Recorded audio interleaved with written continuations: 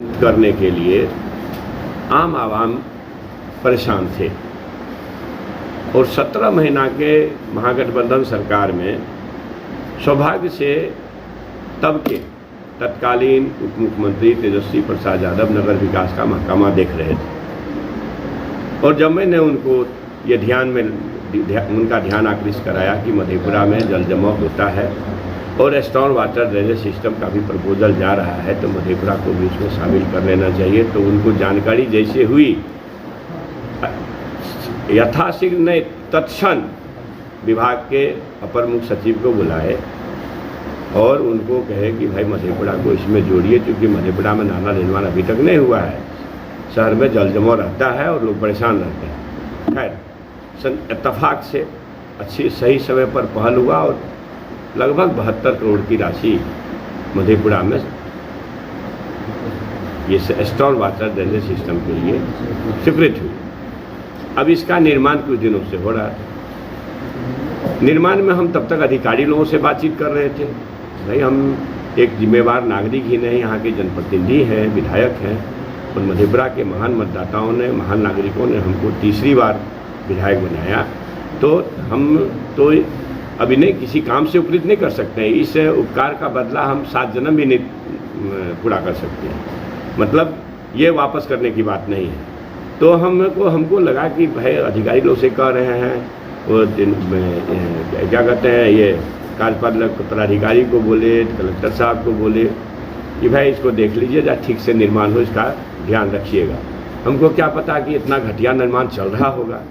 लेकिन कल जब बरसात के समय में घनघोर बारिश के बीच में बिना प्लिंथ पर कोई प्रॉपर प्रोसीड्योर किए हुए जब देखा कि भाई सीमेंट गिट्टी बालू का मिश्रण दिया जा रहा है घनघोर बारिश में, हम लगा कि नहीं, ये नाला नहीं नरक निर्माण का कार्य हो रहा है। ये हमारा महत्वाकांक्षी प्रोजेक्ट, जिसमें आप लोग पता है कि एंड पॉइंट तक हमको नदी तक इस नाले के पानी को ले जाना है, फिर शहर को जल जमाव से मुक्त कराने के लिए फिर उस पर कैसे कनेक्ट होगा बड़े नाला से, इस पर भी ध्यान देना है। डीपीआर में सब चीज़ आया होगा, समझे कि नहीं। तो इसलिए हमारी चिंता ज़बरदस्त हुई कि भाई ये नाला नहीं नरक बनाने का काम चल रहा है। ये हमारा स्टॉर्म वाटर ड्रेनेज सिस्टम जो मधेपुरा शहर को जल जमाव से मुक्त करने का एक महत्वाकांक्षी योजना हमारे आदरणीय प्रिय नेता तेजस्वी प्रसाद यादव जी के सहयोग से मिला है, तो इसको भ्रष्टाचार का भेंट नहीं चढ़ने देंगे। इसके लिए चाहे जिस स्तर पर लड़ना होगा, समाज के सभी माने सिविल सोसाइटीज़ के लोग, व्यावसायिक संगठन के लोग, छात्र संगठन के लोग, इन लोगों से हम आप लोगों के माध्यम से अपील करते हैं कि भाई ये सभी लोग इसको इशू बनाएं और इस संघर्ष में निर्णायक संघर्ष होगा। अगर शासन प्रशासन और स्थानीय प्रशासन इसमें सार्थक पहल नहीं करके, सबसे पहले तो बात है कि सड़क जहाँ नाला बनना है वहाँ पर पहले सीमांकन कराई जाए, क्योंकि उसका एंड पॉइंट क्या होगा, लास्ट पॉइंट क्या होगा, ये बेतरतीब ढंग से बनाई जा रही है। आप लोग शहर घूम कर देख लीजिए, जहाँ नाला निर्माण हो रहा है आपको लगेगा कि कहीं भी पिलर नहीं है सीमांकन का।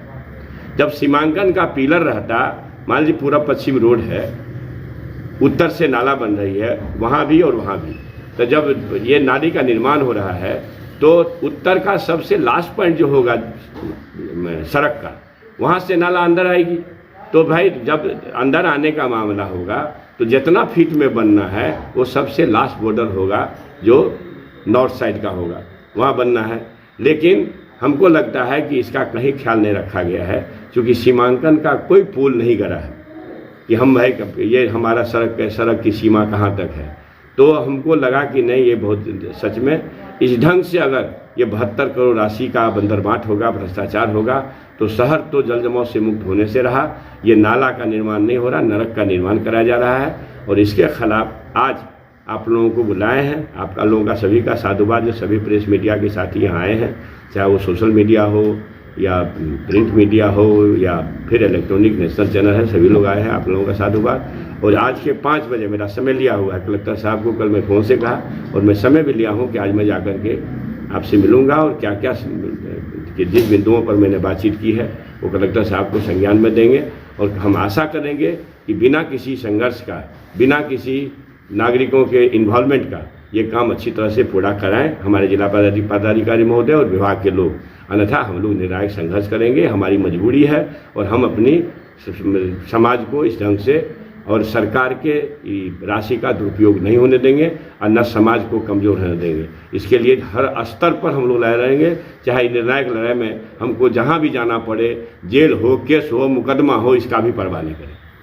जो नाला बन रहा है उसका एंड पॉइंट नदी का किनारा रखा जा रहा है, बिना ट्रीटमेंट के पानी को सीधा नदी में बहाया जाएगा, कितना उचित है ये? अब स्टॉर्म वाटर ड्रेनेज सिस्टम में जो DPR होगा उस DPR के हिसाब से वो बनाई जाएगी। और आपको पता है कि जब स्टॉर्म वाटर ड्रेनेज सिस्टम है तो उसको पंप करने का भी व्यवस्था होगा और उससे जुड़ा हुआ जितना भी चीज़ होगा वो DPR का पार्ट होगा।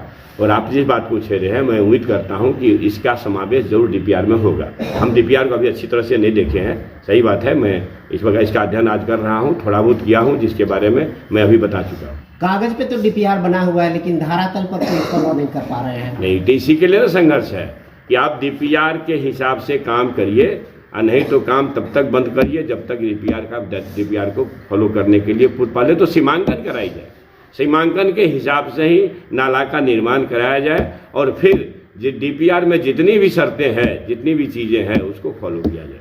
हम ये इसी के लिए ये आप लोगों को भी कष्ट दिए हैं, ये हमारी चिंता हुई, आत्मा द्रवित हुआ कि भाई ये क्या हो रहा है। लगभग 100 करोड़ 72 करोड़ मतलब 100 करोड़ के नज़दीक हुआ।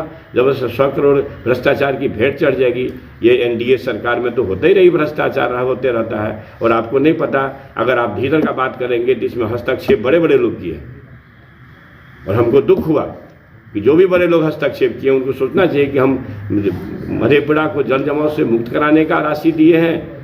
अब तो हमारी सरकार बदल गई ना, अब जो लोग हैं उनको तो दर्द है नहीं, क्योंकि देने में वो थे नहीं।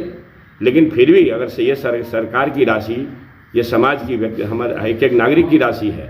सरकार कहीं अमेरिका लंदन से नहीं लाती है और कहीं से लाती है कर्जा भी।